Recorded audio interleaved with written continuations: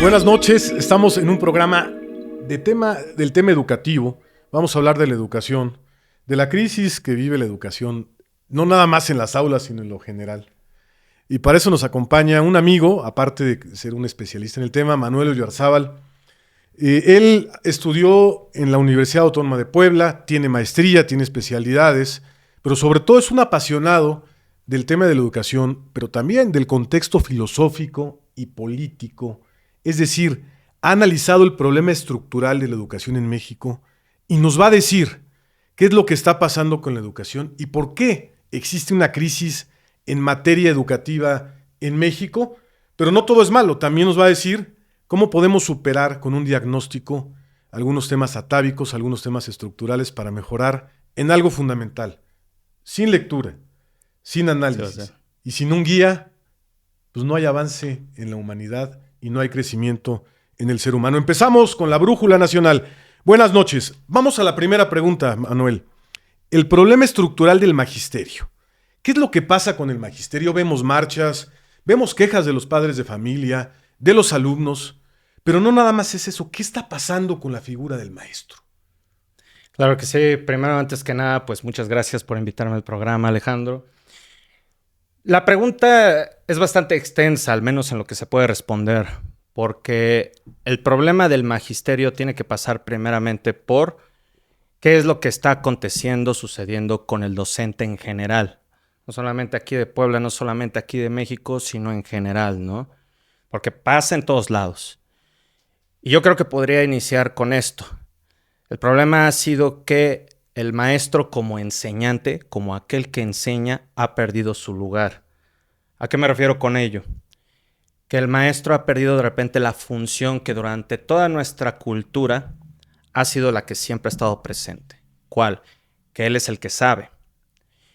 Lo que ha sucedido, y eso lo podemos platicar como a la larga, es que diferentes perspectivas, paradigmas, disciplinas, desde la psicología, desde el derecho, desde la sociología, han invertido esa relación, haciendo que ahora la balanza prime más, ya no tanto sobre el maestro, sino sobre el alumno. Pero el alumno no como alumno, sino como niño y joven. Ahora, quiero precisar Está eso. interesante como niño Quiero joven. precisar justamente eso. Resulta ser que, por ejemplo, con la psicología del desarrollo de Piaget, entre otros, Brunner, Wiener, etc., posteriormente el paradigma de los derechos humanos que empieza a establecerse después de la Segunda Guerra Mundial, Sí. empiezan a priorizar sobre todo la idea de los derechos de los niños. Esto llega a su culmen con la Convención de Ginebra, ¿no? Sí. Allá por la década de los 90. Ahora, no está mal. El asunto es que lo que sucedió es que la institución escolar ya no se volvió necesariamente un espacio para la transmisión de un saber, sino que la institución escolar se volvió un espacio para la protección de los derechos. No sé si ubican Sí, un poco. como esa justa inversión. Ahora, para responderlo quizás un poco a bote pronto, pero para profundizar más adelante. Entonces, mucha carga laboral que tienen los maestros hoy en día tiene que ver sobre todo, no tanto con enseñar al alumno, sea niño o joven, sino con proteger y salvaguardar sus derechos. Y ahí es donde viene el desajuste o el desequilibrio.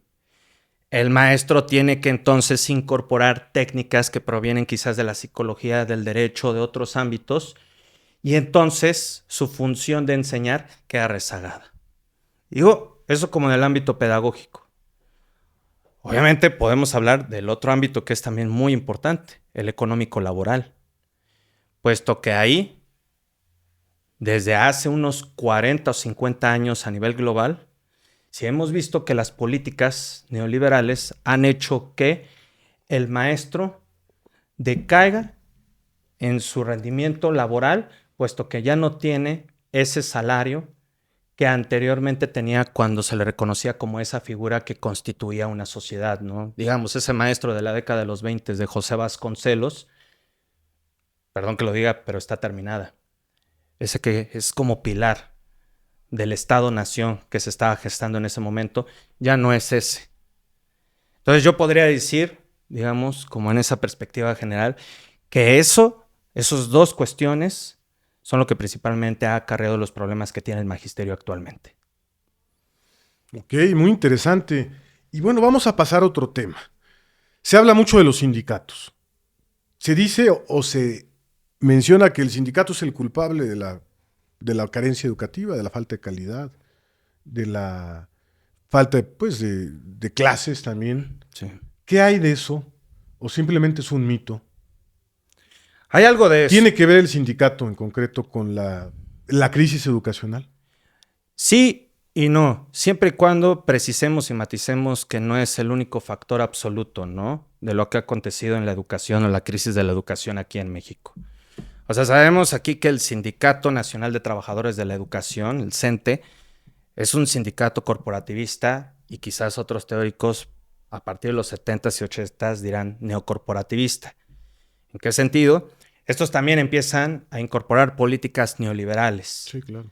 Es decir, que ya ese lazo que tenían con el Estado y con los trabajadores de la educación para adecuarlos a los dictámenes o directrices del Estado, ahora también se va a incorporar con los dictámenes, por ejemplo, de la industria privada. Sí, el tema de la comercialización, productos, Exacto. modas, o simplemente lo que marca el sistema norteamericano o algunas otras tendencias. Exacto. Yo creo que no hay que irnos tan lejos para ver cómo se plasma eso. Por ejemplo, que hace unos días se decidió de manera muy imprevista que se iba a terminar el ciclo escolar. De momento. De momento. Muchos preguntaban a qué se debe, qué factor es aquí el que está primando. El factor es netamente económico, por la cuestión del mundial. Entonces, ¿eso de qué te habla? Nomás con ese ejemplo muy reciente. Te habla entonces que el maestro, como el último eslabón de la cadena institucional escolar o del Sistema Educativo Nacional del CEN, no es otra cosa más que una víctima e instrumento de esas decisiones económicas que se toman. Entonces, regresando como a ese tema del sindicato. ¿El sindicato qué es entonces lo que ha hecho? Para empezar, nunca ha tenido un discurso de clase que logre justamente integrar las demandas sociales y laborales del magisterio de los trabajadores de la educación. O de los mexicanos. De los mexicanos en general. Pero si precisamos todavía más, estamos hablando solamente si es que tienen una consideración de los trabajadores de educación de instituciones públicas. ¿Qué pasa entonces con los de instituciones privadas o particulares? Ahí hay todo un problemón, porque si vamos a la mera ley de la demanda y de la oferta, ¿para qué son las instituciones particulares? Para que se pueda nivelar justamente el salario y no crezca. Si hubiese más instituciones públicas de educación, que es a la que le apuestan la gran mayoría de los trabajadores de la educación, teniéndola obviamente en zonas urbanas, porque ese es otro tema, entonces las instituciones particulares no tendrían, pues básicamente salarios de hambre, ¿no? Para estos trabajadores. Entonces, el sindicato simplemente está desvinculado de esas demandas y de esas quejas que pueden presentar. Sí, es un órgano meramente administrativo y de control. Totalmente. Administrativo. Totalmente. Político, en Sí. muchos casos. Oye, y otro tema que creo que los papás y también los jóvenes o estudiantes, creo que les va a interesar mucho. Hay una crisis emocional que es muy amplia, pero no somos psicólogos, Sí. no nos vamos a meter en eso. Pero que se refleja en temas de violencia, en temas también de que la gente deserta de las escuelas, los jóvenes, Sí. pero también, y lo más grave, que dice, ¿para qué estudio? No hay motivación en muchos jóvenes. Yo recuerdo, a lo mejor fue porque me inculcaron a mí, yo tenía ganas de aprender, siempre de leer. A lo mejor, pues a veces da flojería, la escuela es normal, Sí. pero siempre de leer algo, de aprender. Yo iba a la escuela a ver qué me enseña, ¿no? Quiero aprender. Teníamos ese espíritu de aprendizaje. ¿Por qué se perdió, Oyarzábal, ese tema? ¿Por qué se ha perdido? ¿Qué está pasando? ¿Por qué desestimamos a la educación y al conocimiento? Ese también es otro temota, ¿no? Básicamente podemos hablar de ahí dos cuestiones, ¿no? Una la voy a referir como el proceso de mediatización de la vida. ¿A qué me refiero con ello? Del proceso de mediatización de la vida. Anteriormente, y digo anteriormente, hace unos 20 años, 25 años para atrás, simple y llanamente, la gente no tenía un dispositivo móvil con el cual poderse conectar a distintas plataformas virtuales o digitales y a acceder a contenidos infinitos, sí, que primordialmente son de entretenimiento. El 80%, sí. Sí.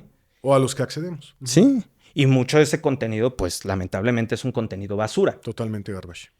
Entonces, ¿qué sucede o qué ha sucedido a nivel cultural? Lo que ha sucedido es entonces que muchos de esos alumnos, niños, jóvenes y también muchos adultos, ya no ubican la institución escolar como ese lugar en donde van a encontrar aquello que les haría obtener reconocimiento. Ya no lo ven así. Como que se ha ampliado esa oferta, se ha ampliado ese espacio. ¿Por qué? Justamente por esta mediatización abismal que hay actualmente de la vida, en donde cada lugar te encuentras la posibilidad de acceder a Internet, de acceder a YouTube, que a Instagram, que a TikTok, y poder ver cosas que son más atractivas que las que te está inculcando un maestro en el aula o en clase.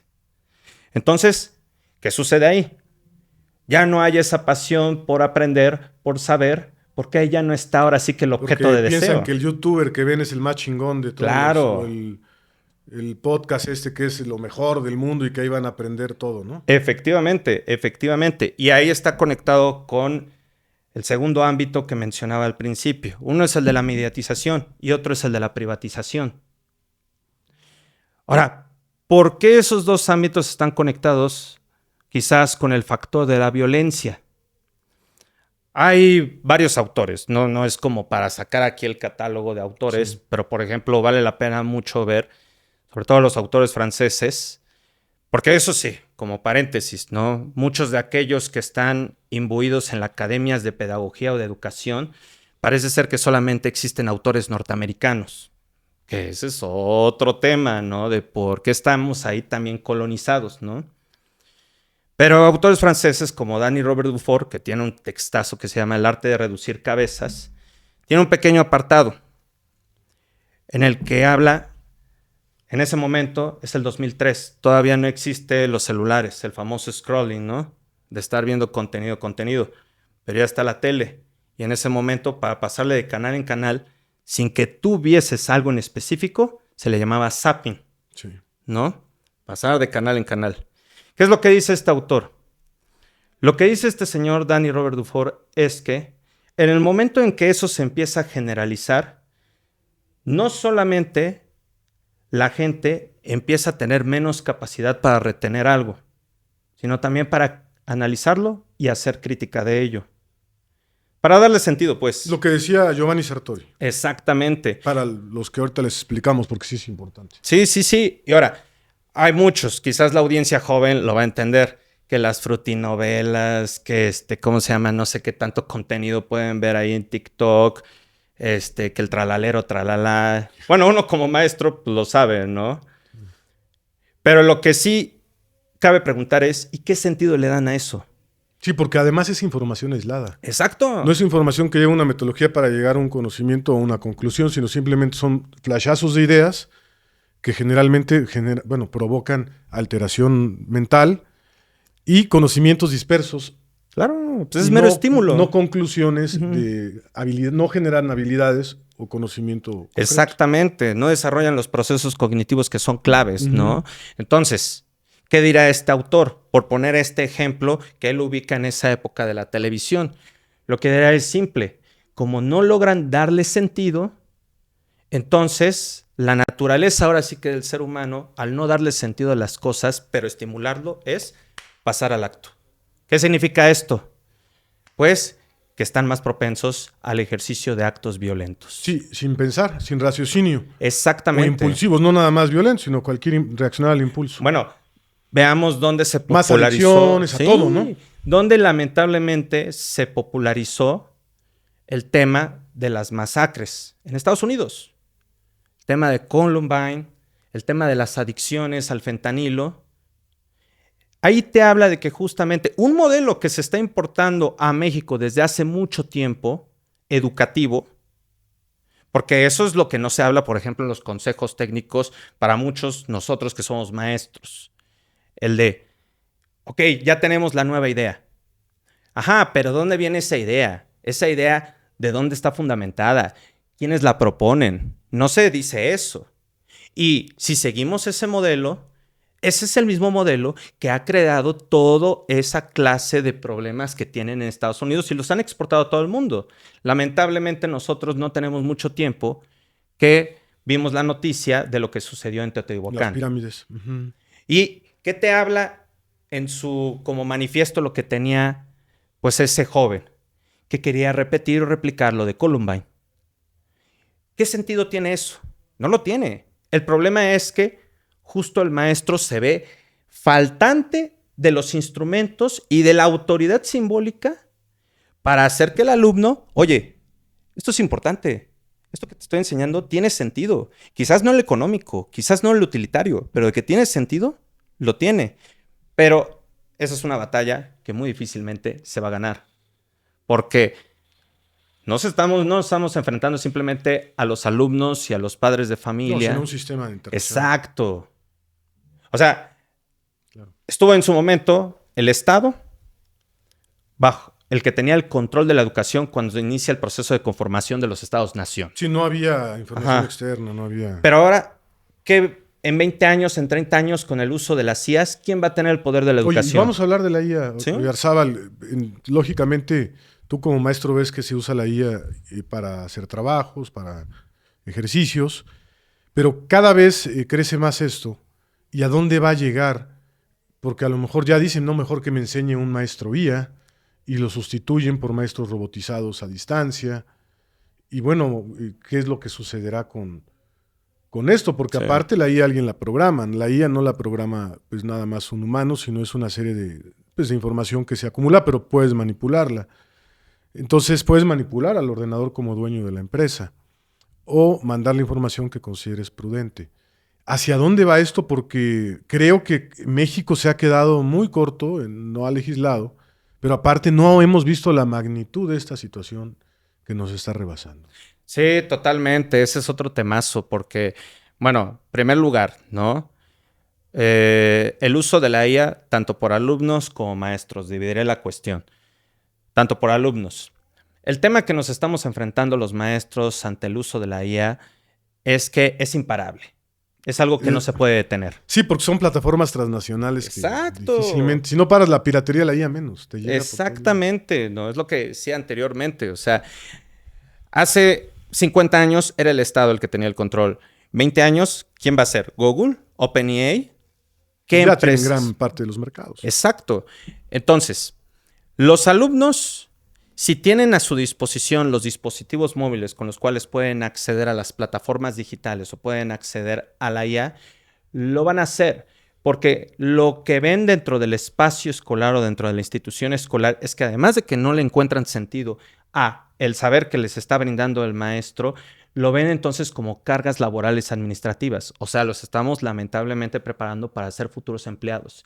Y uno que hace como empleado cuando tiene de repente una carga laboral excesiva, tratar de facilitar las cosas. Sí, agilizar. Exacto. Entonces, ¿qué va a haber ahí? El maestro me está pidiendo algo que a mí no me interesa, pero necesito el 10 porque es lo que me piden mis padres y es lo que me pide la sociedad. Entonces, uso rápidamente la IA. Y lo que no se cuenta, porque los padres de familia, lamentablemente, no todos obviamente, pero son muy buenos para decir, bueno, maestro, ¿por qué no revisa los trabajos y checa que si están utilizando IA o no? Sí, pero no tenemos 1 o 2 alumnos. Se tienen 30, 40 alumnos. Y no se tiene un solo grupo. Se tiene varios grupos. Supongamos unos 200. Pidámosle al maestro que revise con lupa esos 200 trabajos para saber si tienen IA o no. La carga laboral se vuelve infinita. Eso es lo que nadie dice. Por eso podemos hablar, por ejemplo, del síntoma del burnout. ¿Qué es eso? Que es un estrés que hace explotar o que hace que el trabajador de repente sienta fatiga para realizar sus labores. Entonces, mucho de ese tema es lo que se ha dicho que es lo que hace que muchos maestros terminen declinando o renunciando a su labor. Sí, o haciendo mal su chamba, ¿no? Exactamente. Y el segundo lado, del lado de los maestros. Aquí yo no sé por qué no hay nadie de la Secretaría de Educación Pública, de parte del gobierno o que haya conferencias, o que haya discusiones, o que haya pláticas en las que se discuta el tema de la carga laboral que se le está poniendo a los maestros, ¿es justa? Primer lugar. Segundo lugar, ¿tiene sentido? Porque se pide planeaciones a diestra y siniestra. Bueno, cualquiera sabe que siendo maestro nunca se sigue al pie de la letra la planeación. No, porque pues además cambia de acuerdo al grupo. Exactamente, o sea, dices inicio, desarrollo y cierre, pero te piden eso. Entonces, ¿qué vas a hacer tú como trabajador, ya no solamente como maestro? Pues oye, tengo la IA, me puede facilitar el poner inicio, desarrollo, cierre, qué recursos, materiales, y es lo que quiere la SEP en tiempo récord. Lo pido a la IA. Eso tampoco se dice. Oye, Arzábal, ¿y cómo poder organizar a una nueva clase magisterial que revolucione y que cambie estas tendencias? Porque se necesita un contrapeso. ¿Qué es lo que se tiene que hacer? ¿O ya existe el contrapeso? ¿O simplemente no hay contrapeso? Y nos absorberá las plataformas y la IA y todo el tema de automatización. Y veremos pocas escuelas, porque ese es el riesgo. Sí. Yo veo pocas escuelas en poco tiempo, o sea, que se van a ir cerrando escuelas, se van a ir certificando cursos en línea mediante maestros virtuales o maestros a distancia, y perderemos el contacto humano y el sentido de grupo, que eso es bien importante. El grupo es súper importante para desarrollo humano, y más cuando eres, pues a lo mejor, no sé, primaria, kinder, tú lo sabes más. Y nos volveremos prácticamente como el mundo feliz de Aldous Huxley, muy pronto, y pocos lo ven o pocos quieren hacer algo. A mí me da miedo, Leo, me da tentación, y desgraciadamente la élite esa pues va a seguir educándose con maestros físicos, con maestros especializados, pero pues la gente que no tiene acceso a otras cosas optará por programas de otro tipo. ¿Qué hacemos? ¿O qué está pasando? Ya hay una reflexión, hay grupos que están analizando esto, maestros, etcétera. A nivel político no hay contrapeso. Pero o sea, a nivel social, educativo. No lo hay. Qué grave. No lo hay. No. Uno que está inmerso ahí, en la educación, tanto en el ámbito público como en el ámbito de las particulares, no hay cohesión y unidad por parte de los maestros. Lamentablemente esto tiene que ver ciertamente con esta como cultura de la profesión en la que yo sé de lo mío, tú sabes de lo mío, no me molestes o me comunico lo menos posible contigo. O sea, cuido mi chamba, exacto, no me meto con nadie. Quizás la podemos decir como la famosa lucha de egos, ¿no? Que luego puede existir. Pero no la hay. Y si no la hay, entonces evidentemente por eso desde hace muchísimo tiempo venimos arrastrando esa decadencia o caída del salario real de parte de los trabajadores de la educación. Eso por un lado. En cuanto al ámbito teórico de la reflexión, muy disperso, lo decía hace un momento. La amplia bibliografía que uno ve, por ejemplo, en revistas como de educación superior por parte de la UNAM o de la UPN, la Universidad Pedagógica Nacional, etcétera, la amplia gama utiliza términos, bibliografía, conceptos de la esfera anglosajona, currículum, competencias todavía. Entonces, uno se pregunta, ¿cómo puede haber una reflexión distinta de lo que está aconteciendo si se utilizan las mismas categorías o los mismos términos de siempre? Yo por eso, por ejemplo, con mis alumnos de maestría, ¿no? Llevo ahí un diplomado de educación especial y llevo ahí un seminario tanto de docencia didáctica como de política y sistema educativo nacional. Yo les invito a que leamos a otros autores de otras esferas como en Francia, Italia, que pueden decir cosas distintas, críticas al respecto. ¿Por qué? Voy a ese tema, ¿no? De por qué justamente es importante el tema de que haya un maestro ahí presencial, físico, de carne y hueso, y no simplemente una virtualización del mismo. Sencillo. Porque sabemos muy bien que, bueno, lamentablemente no se sabe muy bien eso, ¿no? Pero el maestro no solamente enseña algo, el maestro es el que hace que el alumno que no sabe, que no es algo malo, o sea, todos no sabemos de principio. Todos tenemos deficiencias. Tenga un deseo sobre ese saber que tiene el maestro. Y eso no se hace partiendo de una estadística de lo que creemos que le va a gustar a la población escolar o la población de un aula. Eso se hace en el contacto subjetivo que hay entre maestro y alumno. Entonces, a lo que me refiero es sencillo. Lo que tú puedes enseñar como maestro a un alumno, nunca lo vas a enseñar de la misma manera a otro alumno. Y eso es lo que se perdería si se arroja hacia la información. No es algo así como muy humanista. Es simplemente el mero hecho que ya decían los griegos hace 2400 años. Si no hay un deseo de saber, simplemente no se gesta nada. La IA nunca va a brindar ese deseo. No. Lo único que hace es llenar... Satisfacciones exactamente. Adrenalina pura. Exactamente. Oye, para concluir, estamos hablando de algo bien importante que es la educación. Yo no soy experto, pero me interesa el tema y he leído algunas cosas. Y nos preocupa que el tema formativo, que el tema del conocimiento se reduzca simplemente a tecnología y estímulos. Decía Noam Klein en su libro No Logo, hace más de 20 años, que la sociedad se iba a dirigir hacia efectos mediáticos y hacia efectos de comercialización. Y ya hablaba de lo que está pasando ahorita. Y decía el maestro Giovanni Sartori que la sociedad estaba siendo teledirigida, ahora ya es a través de la IA, que es algo pues, más avanzado, pero que ya íbamos a perder el proceso de cognitivo y que íbamos a generar procesos de impulsos inmediatos de acuerdo a información sin sustento o información básica. Estamos en una crisis civilizatoria. Espero que vean el programa. Y para concluir, ¿tú qué nos dices, maestro? ¿Qué hacemos? Mira, Alejandro, yo creo que si podemos hablar así como de la esfera local y concreta, porque al final del día siempre podemos hacer estas reflexiones. Para que nos entienda la gente. Exactamente. Lo primero es que tiene que haber cohesión y unidad entre los maestros. O sea, maestros disconformes con la situación en la que estamos, tanto de instituciones públicas como... ¿Tú lo vas a ir encabezando eso? Ojalá, ¿no? Ojalá, con apoyo siempre y cuando, ¿no? El asunto es que tiene que haber esa reunión entre los maestros. No estoy diciendo ahorita para la revolución ni nada por el estilo. Estoy diciendo para justamente discutir esos temas, que haya reuniones, que haya coloquios, que haya justamente esta clase de foros, ¿no? En donde se empiece a decir otras cosas de la educación. Si no hay otras palabras, otros términos, simplemente no se da nada. Iniciemos por eso. Aquí en Puebla se viven muchos contrastes. Por ejemplo, con el tema justamente de lo urbano y lo rural. Muchos maestros, es totalmente diferente, cambia todo el contexto. Exactamente, ¿no? Entonces, desde ahí podemos iniciar. Hay muchas cuestiones que se tienen que tocar. Ojalá justamente desde dependencias gubernamentales, partidos políticos y todo eso, se incentive eso, pero con total libertad. Nada de como de andar encaminando. Una discusión amplia hacia dónde va el modelo educativo en Puebla y el sistema educativo, claro. Sí, eso sería... Sin echar culpa, sino reconstruirlo. Totalmente, totalmente. Un gusto. El programa es un tema bien interesante y nos vemos en una mesa de análisis de lo que está pasando en el mundo. Yo creo que en 3 días nos hace falta. Es un resumen.